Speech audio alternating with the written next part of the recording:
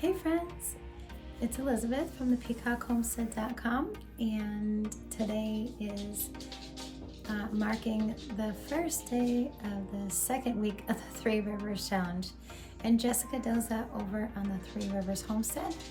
It's about using up all of your stuff that you harvested this fall, and then she did the Every Bit Counts challenge, and that's stocking up everything for the winter and the upcoming months.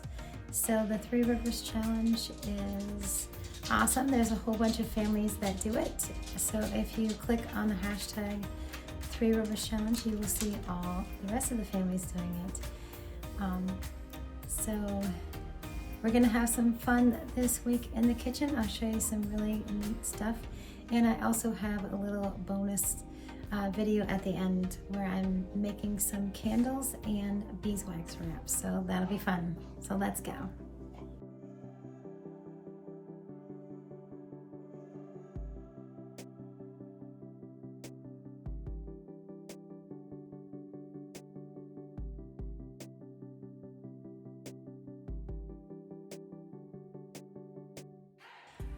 To start off this week for the pantry challenge, I'm going to be making a tried and true spaghetti and meatball recipe.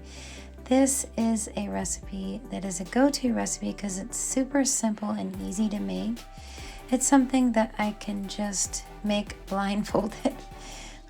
It's about 1.5 cups of breadcrumbs, a pound of hamburger, and I'm going to be popping in 3 of our chicken's eggs. And for this recipe, I'm only using 1 quart of spaghetti sauce because it's just for my husband and I. We're gonna add a few spices and then get it all mixed up and then make our meatballs. This is such an easy recipe. I could do it in autopilot. We run on quick and easy comfort meals where you don't have to think about it or worry.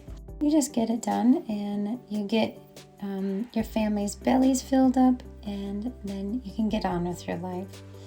So I make this usually once or twice a month, and then the next day I love having meatball sandwiches. It is so delicious. And then for the spices, I'm adding a teaspoon of garlic powder, onion powder, and parsley, and I'm gonna get that all mixed up.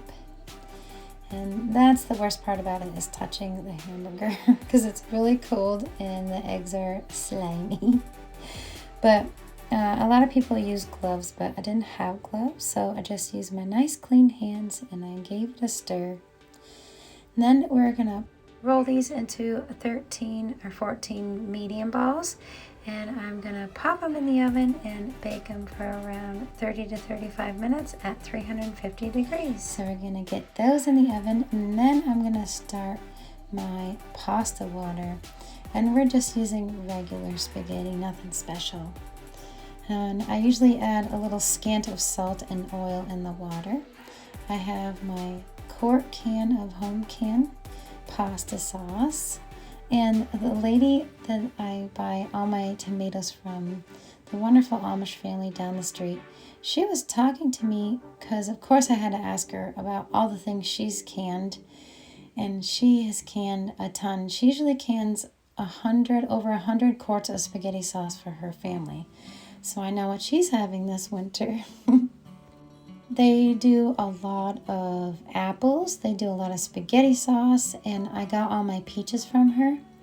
And that's where I got all my beautiful plums. She has such good corn as well. It tastes like candy. It is wonderful.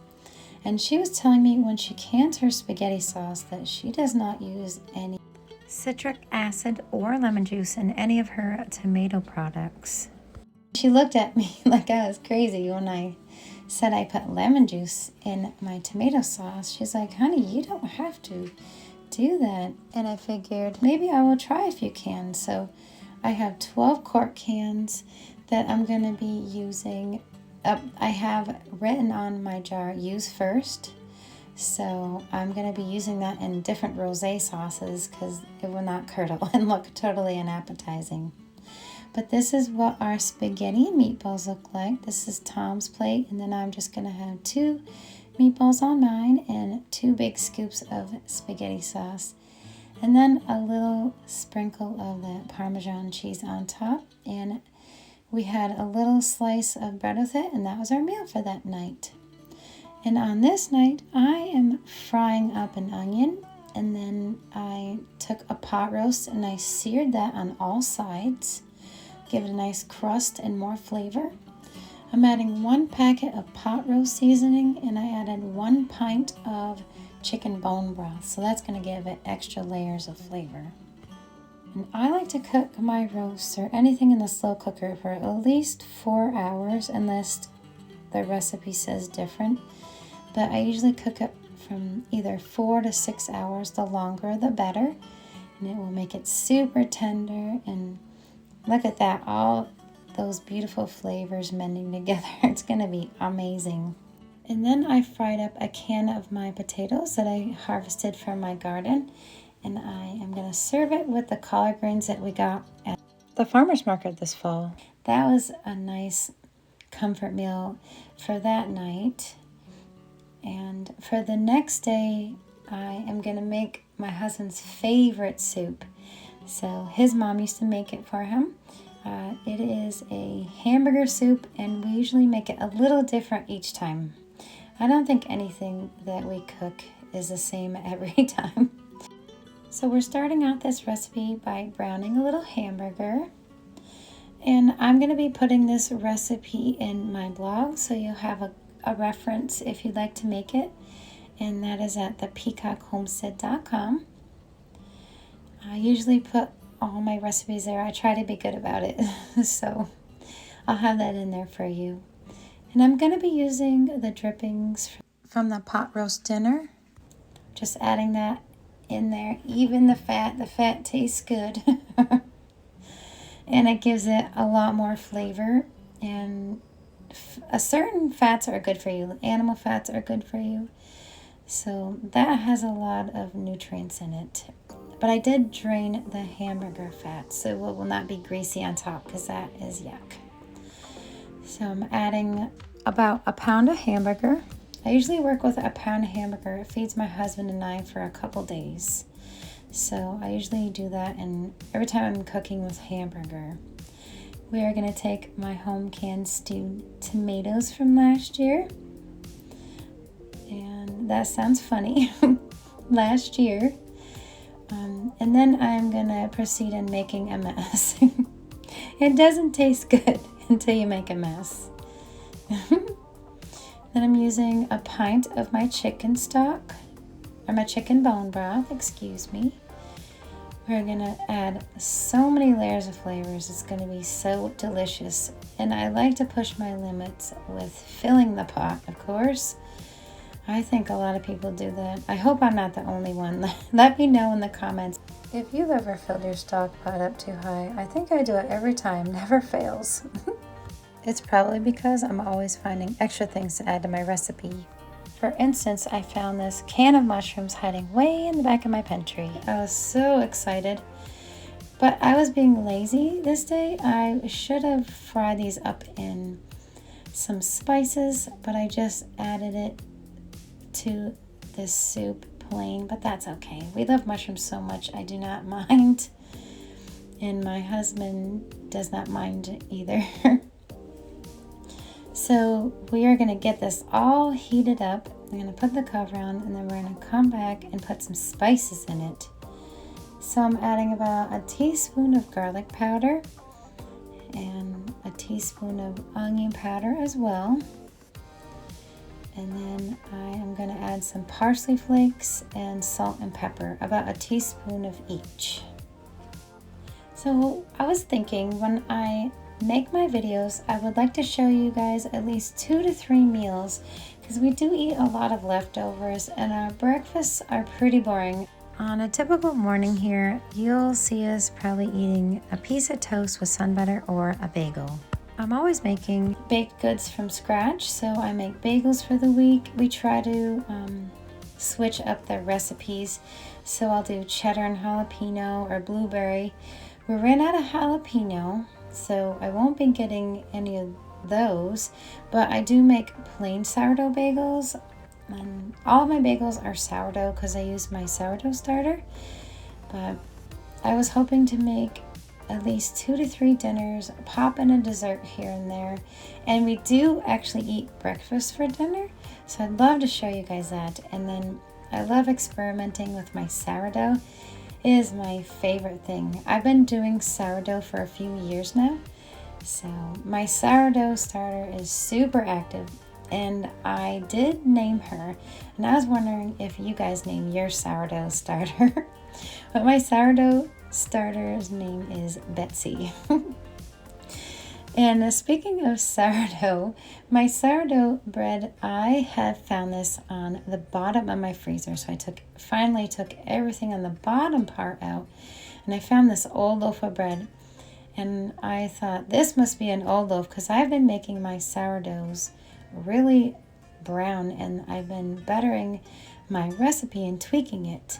And it was pretty frozen, so I was on the struggle bus cutting it. But we are going to have some grilled cheese sandwiches with this wonderful hamburger soup. And I'm going to pop it in my cast iron pan. And I'm going to use some of the leftover cheese that we had. He had American, and of course I had Swiss because that's my favorite. And my bread recipe for my sourdough bread is on my blog, thepeacockhomestead.com, if you wanted to try it out.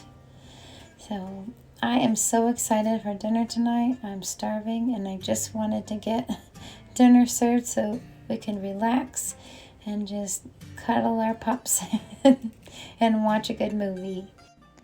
And these are the kind of pans that my grandma used back in the day.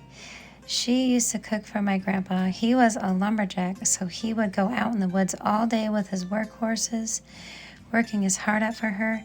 And then he would come home and she would make him beautiful things on their cast iron pans. She'd actually be cooking for the whole logging team, and she was one heck of a cook, that's for sure. And my grandfather was actually in World War I and II. And this is what dinner looked like on this night. Beautiful hamburger soup and a crunchy, cheesy, ooey gooey grilled cheese. And I am so excited to show you guys this. I found an article in the Self-Reliance magazine about making candles. And I have all my supplies here. I have some beeswax pastels. I have some hemp wick here that I got off Amazon, and I have some little metal tabs to tie the wick down. So I already had measured and cut them out, and I chose my canning jars because I thought they would be the safest to burn a candle. So I got a little bitty one measured out there. And for the wraps, I picked out just any material that I had hanging around the house.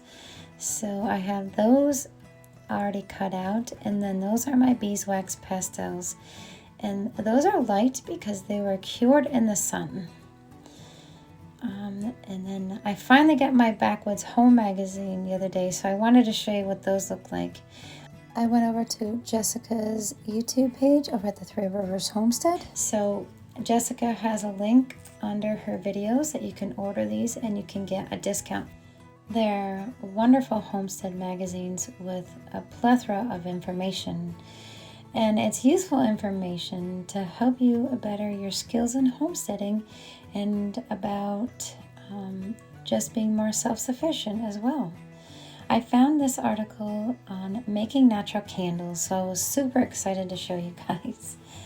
I'm going to be melting my beeswax pastels on a double boiler, so I have these over boiling water. I have a little metal bowl, and it takes a few minutes, so you're going to want to put it on medium-low to slowly heat up the wax, and then keep it on medium-low. So it'll be easier when you pour them in your candles, and especially doing the beeswax wraps. So now that we got our beeswax pastels all melted, I was going to string these on my little pencils. You can use sticks, you can use pencils or clothespins, whatever you got around the house to just hold it above your candle. And then I am going to pour the hot wax in, and we're gonna let these sit for a little while, probably for about a good hour. And then we're gonna light it up, and then I'll show you what that looks like.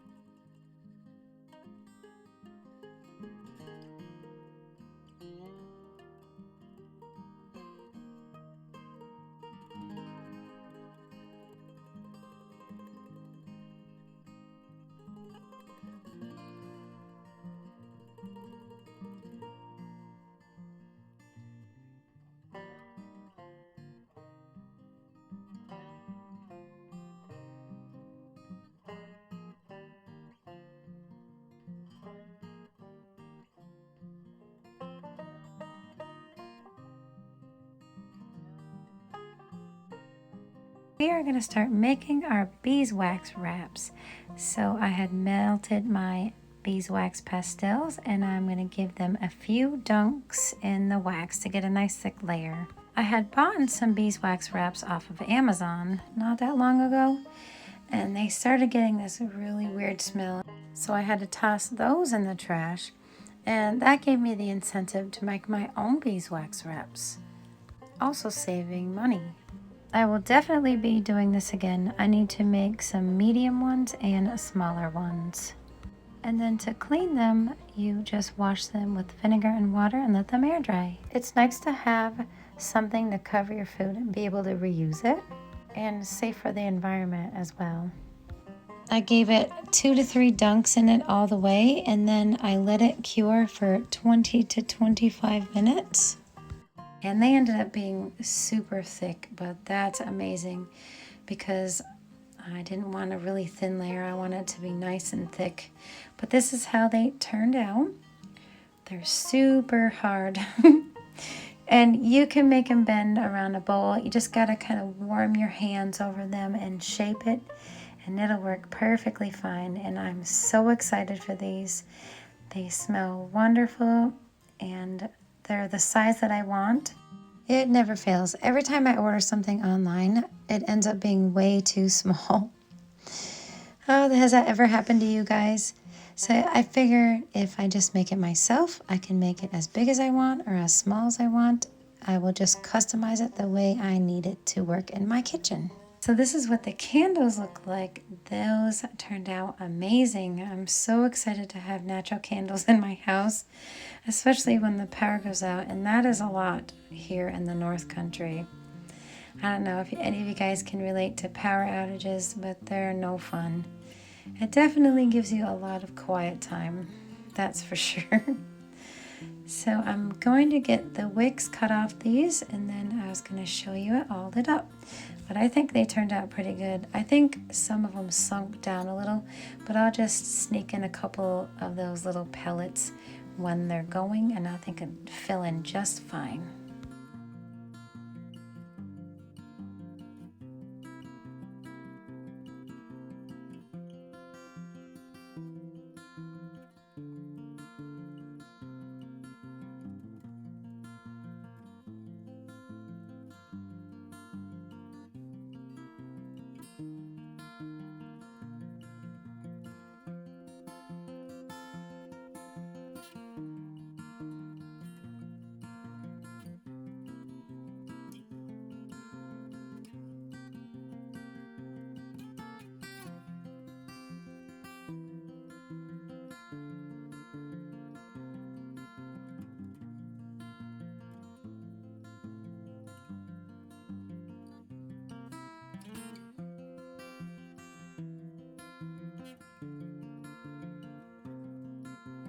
Here's a final product of our beeswax wraps. They turned out really nice. So I'm just going to be folding these up and putting them away. I'm going to store them where I store my gallon freezer bags. And to wash them, I'm just going to use my vinegar and water rinse. I use my 5% distilled white vinegar, or I can use the vinegars that I make to clean with. And I just want to thank you all for joining me today. And I hope you all enjoyed this video of this week's pantry challenge. I hope you have a wonderful week. And if you are new, please consider subscribing and hitting the like button. Many blessings, and I will see you in the next video. Bye, friends.